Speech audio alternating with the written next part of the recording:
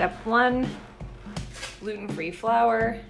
I like King Arthur measure for measure 1-to-1 flour.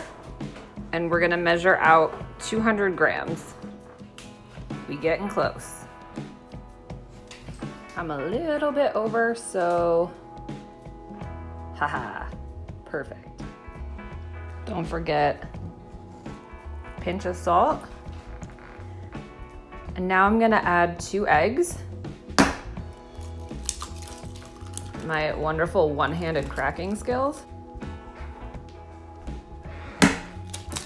Bam.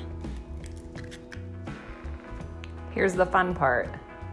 You wanna get in there and start mixing the flour and the salt and the egg together so it starts to form a dough. As you can see, the dough is still a little crumbly and also stuck to me. So what you wanna do is you just wanna gradually add a little bit of water. I have a glass right here. I'm just gonna add a little bit at a time and keep kneading it until it looks like perfect dough and it's not kind of crumbly and floury. Okay, dough is done. It's in a nice little ball and I have wrapped it up in cling plastic wrap. Okay, it's been 30 minutes. So now I have taken the dough out of the fridge. I have flour for dusting my surface. I have a rolling pin and I have a pastry cutting tool that I'm gonna use to make the pappardelle shape pasta. My dough was a little bit sticky when I took it out of the fridge, so I'm just kind of like rolling it around in a little bit of extra flour just to kind of take that like gooiness off. But we're gonna start rolling out the dough. So as you can see, I've also coated my rolling pin in flour, and you just wanna roll the dough out. Don't put a ton of pressure on it, but you wanna roll it as thin as possible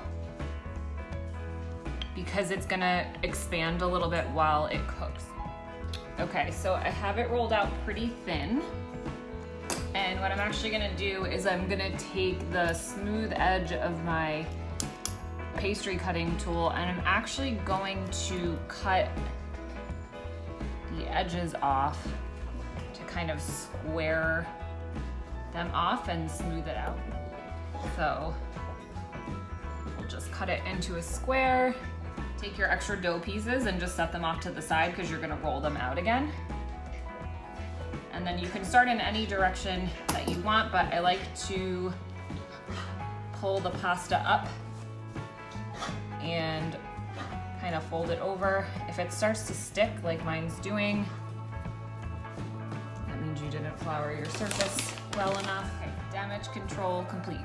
So now what you wanna do is you wanna take your dough square and just kind of fold it over about a third of the way.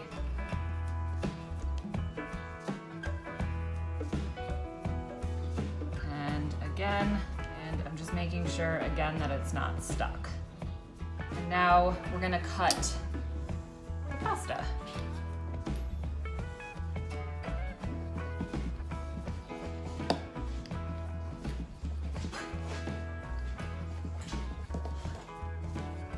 Want to be careful that you aren't pressing too hard on it while you're slicing it, because you don't want it to get all stuck together and just be like a lump of pasta, kind of like this one. That's all right.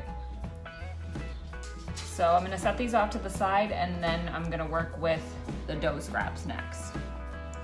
And I don't think this is necessary, but I like to put them all on a plate and then pop it back in the fridge for like, I don't know, 5-10 minutes while the pasta water boils. Pasta is out of the fridge, water is boiling, and I'm gonna just start dropping them in by hand. They're only gonna boil for about 2 minutes. Okay, so it's been actually about 3 minutes, and as you can see, the noodles are starting to float to the top. And so they're ready to come out of the pot.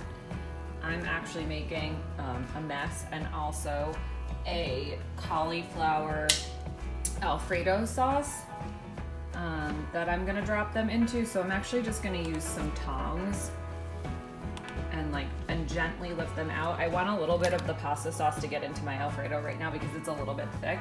So I'm just gonna kind of transfer them over like this so that they get coated in the sauce.